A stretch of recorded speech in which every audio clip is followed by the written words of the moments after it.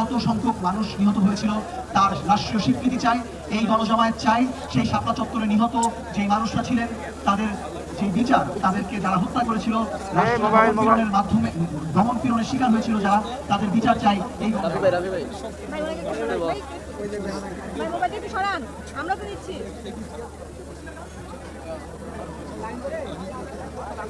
আজ আমরা সকলে এখানে জড়ো হয়েছি বিচারের দাবিতে, আওয়াজ তুলতে এসেছি সবাই একসাথে, এবং আমার বিশ্বাস এই আওয়াজ হয়তো একদিন সকলের দাবি পূরণ হবে। একবার চিন্তা করুন, একজন মানুষ সকালে বের হলেন, স্বজনেরা তার ফেরার অপেক্ষায় রইলেন দিনভর, দিন পেরিয়ে যায়, প্রিয়জন ফেরে না, পরের দিনও আসে না সেই চেনা মুখের মানুষটি।